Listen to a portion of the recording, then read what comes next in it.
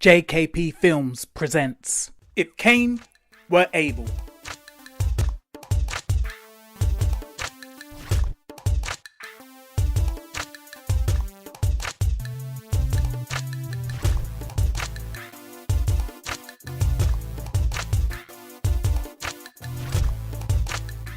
The next day, in 10 Downing Street, Kelly Shields is drinking a cup of tea while she sits around the cabinet table with her assistants / ministers.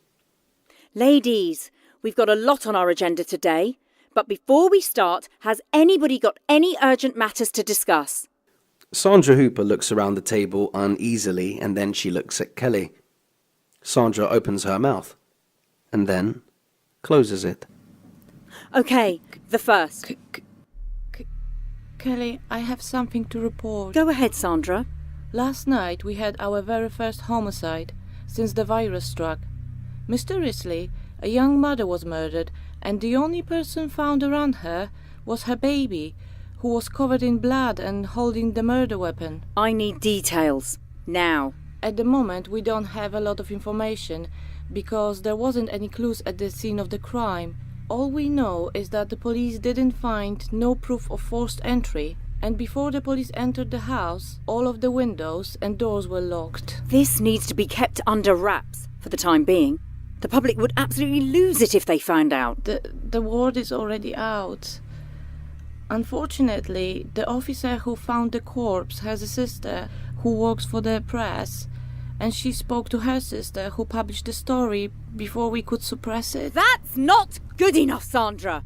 As my Minister of the State, it's your responsibility to handle these things. I'm sorry, Kelly. Kelly takes a deep breath and puts on her fake weather girl smile. It's okay, Sandra. I'm sure you'll do better in the future. Has the killer been caught yet? No. As I was saying earlier, the door was locked from the inside, and there was no evidence of a break-in, so the police are a bit baffled. No one wants to believe that the child killed its own mother, but all the initial evidence seems... I'm not interested in what seems to have happened. I'm only interested in the facts. I don't want anybody jumping to conclusions or spreading rumours about this case.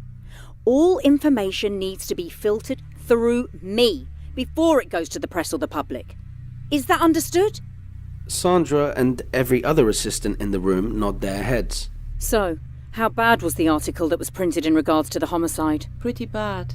It sowed the seed of curiosity into people's minds. Damn it! That's all we need.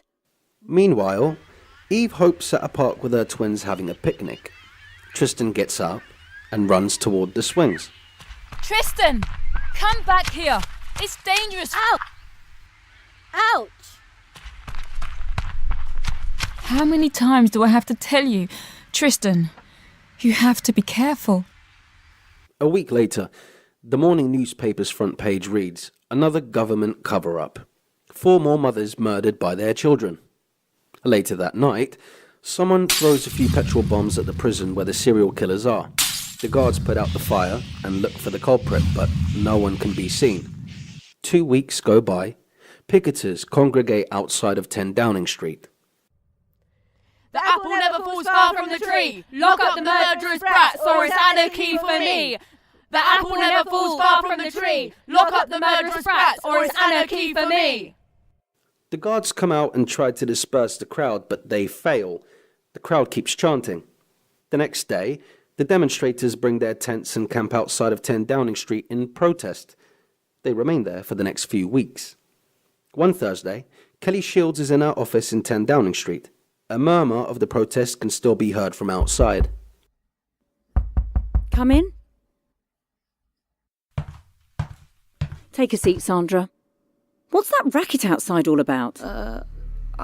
I'm afraid it's bad news. 4 more women have been murdered under similar circumstances. Please tell me that this time we've at least been able to keep this under wraps. You're kidding me, Sandra! What did I say after the first homicide? It's not my fault. I'm not sure how the press... Stop crying! Tears never solve anything. Kelly remembers a day from her childhood. Her drug addict mother is sleeping with her head on the kitchen table. In front of her is a piece of foil and a syringe. An adolescent version of Kelly, who's dishevelled, creeps in the room, picks up the foil and tries to throw it in the bin. Her mother wakes up at the last minute and sees what Kelly's doing. Her mother rushes over to her and smacks her face. Oh, stop crying, Kelly. Tears never solved anything. Back in the present day, Kelly is still in her office with Sandra. Kelly has a glazed look on her face. I'm sorry, Kelly. Kelly Shields gets up and puts her hand on Sandra's shoulder. Sandra, what's done is done. Let's move on. I'm sorry I was so hard on you. What's the public's reaction been like? More and more people are starting to question whether the kids are responsible for the homicides. We can't afford to let this get out of hand. All it would take is a few more murders and we could be facing anarchy. We need to do something drastic. Yes, but what? We need to round up all of the children who were created from the serial killer's semen and do tests on them in order to determine whether or not they pose a threat to society. Their mothers will never stand for it. That's immaterial. That's a minor in comparison to more women being killed. A week later, in Eve's kitchen. Mum, can I go out to play? That's fine. Just make sure you're back by dinner time. Can I go too? No, I need you to help me with dinner. Paul races out of the house. That's not fair. You always allow Paul to do things, but never let me do anything. That's not true. I allow you to do lots of things. No, you don't. I hate you. Eve looks out of the kitchen window. The police are grabbing her son, Paul. She's about to rush out, but then she sees the police approaching her house. Petrified, Eve runs upstairs to Tristan's bedroom. I'm not talking to... There's no time to explain. Hide and don't come out until I say so. Why? Just do it. Tristan opens his mouth to say something else, but then he stops when he sees the steely look of defiance in his mother's eyes. She leaves the room, runs downstairs and looks out of the window. Paul and the policewomen who are holding him are nowhere to be seen.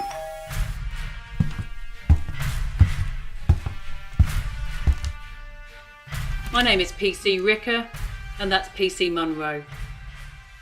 Can we come in? No. Where did you take my son? The policewomen barge past Eve. I said no. Where do you think you're going? The policewomen start searching Eve's house. Where's your other son? He died years ago. We have no record of his death.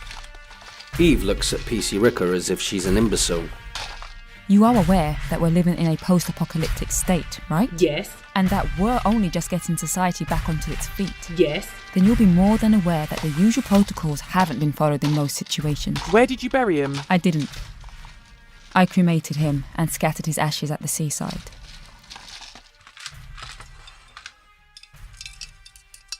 The two officers look at Eve and then at each other.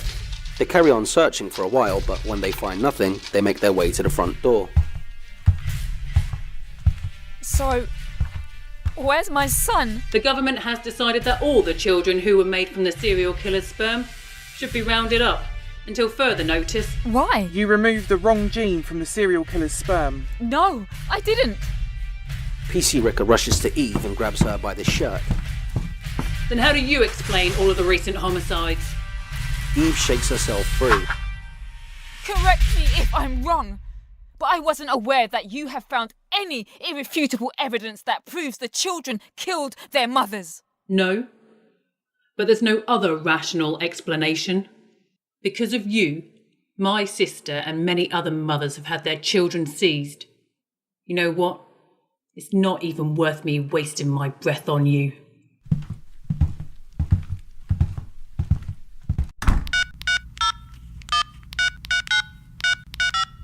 Hi, Eve.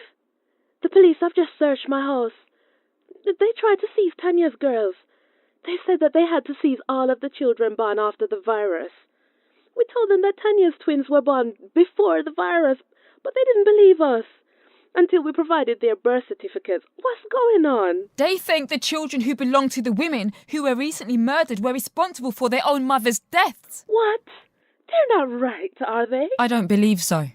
They think I removed the wrong gene. Is that possible? No. Hold on. Where's Tristan and Paul? They seized Paul, but I managed to hide Tristan. Oh my God, the poor children.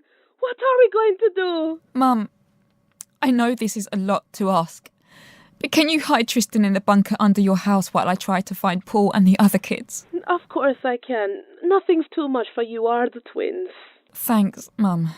I'll bring him after dark, just in case anyone's watching my house. Goodbye, Mum. Goodbye, darling. Hours later, on a converted derelict building site a stone throw away from 10 Downing Street, loads of kids are imprisoned in a large concentration camp type enclosure that is surrounded by fences and barbed wire. The enclosure was built recently. Its gates are manned by Kelly's armed personal guards. Hordes of women protest in front of 10 Downing Street demanding the release of their children until Kelly's personal guards force them to reluctantly leave with the use of force.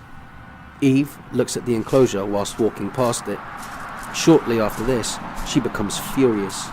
Paul sees his mother from afar. He looks puzzled by her presence there. A few minutes later, Eve storms into Kelly's office. Kelly's on her mobile phone.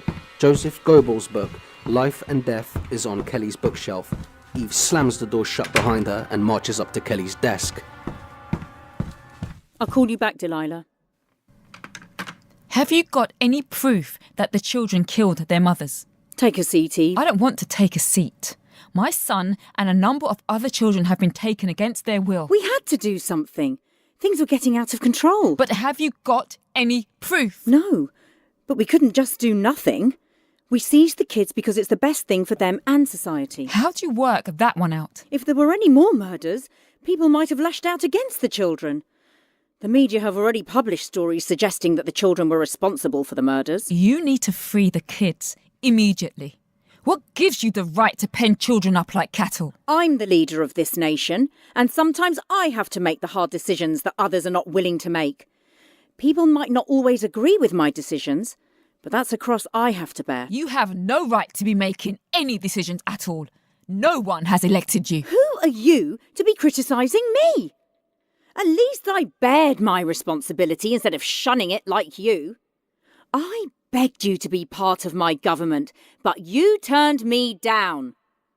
Maybe if you were working with us, then we would have been able to prove that the kids were not responsible for their mother's murders. But no. You were selfishly only worrying about your own family. How dare you? Look, let's stop knocking heads and cut to the chase. Are you going to work with? I would never work for a twisted establishment that would imprison young children in such an inhumane way. Then we have nothing more to talk about. Goodbye. Kelly Shields picks up her mobile phone and makes a call. Eve Hope has just left my office. I want her watched 24/7. Before Eve Hope exits 10 Downing Street, Paul Hope is dragged out of the makeshift prison by some armed guards. He tries to resist them. One of them hits him in his head with the butt of a gun. Paul falls to his knees. They drag him to a nearby building where a lab has been assembled.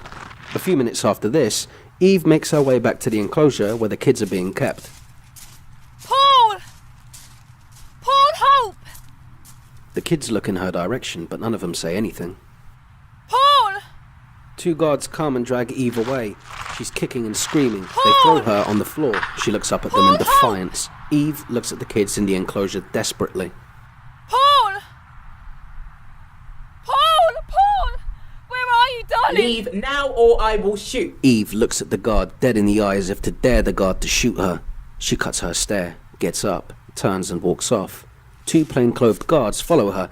Guard 1, who just pointed a gun at Eve, turns toward the gates of the enclosure. If any of you say a word to Paul Hope about this, I will personally kill you, and then find your mum, and I'll kill that old coot too. Most of the kids look petrified after hearing this, but a few look defiant. Machine gun bullets then ricochet on the floor near the children's feet. Some of the kids start crying. The defiance has surely been sucked out of most of them. Meanwhile, Paul Hope is strapped to an examination table in a lab. He's bleeding and has blood on the floor. Sally Shaw walks up to him with a syringe. He looks at her defiantly. After being subjected to a long list of brutal tests which resemble torture, Paul is dragged out of the laboratory building by 3 of the guards. Blood is dripping from the side of his head, but he's still trying to fight. One of the guards opens the enclosure's gate, another aims a gun at the kids inside the enclosure, and then the third guard throws Paul in. Paul falls to the ground hard. Paul looks at the guards and gives them a dirty look. Who you eyeballing, son? You better stop staring at me before I put your eyes out. Paul continues to give the guard a dirty look. The guard pulls out her gun and points it at him. He remains defiant, but many of the other children cower. The guards close the gate. Paul gets up, dusts himself off, and purposely stumbles into Roberta Marquez. Tell a few of the kids that I want to hold a meeting at the other end of the enclosure.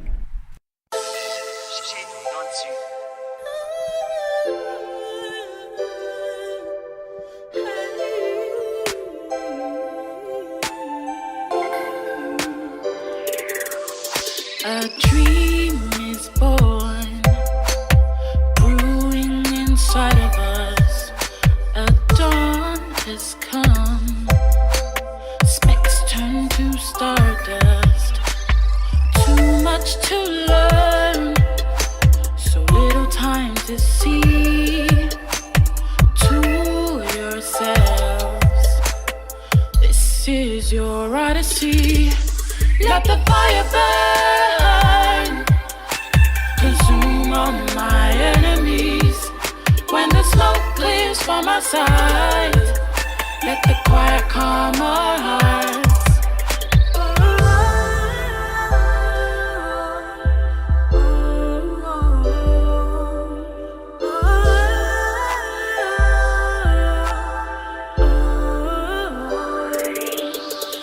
Children of hope, like a diamond will never break. Nowhere to hide, nowhere to go. Is this the end? End of our way? Save yourselves, death will not be your fate.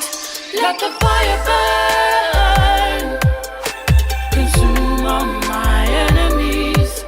When the smoke clears from our sight, let the quiet calm our hearts.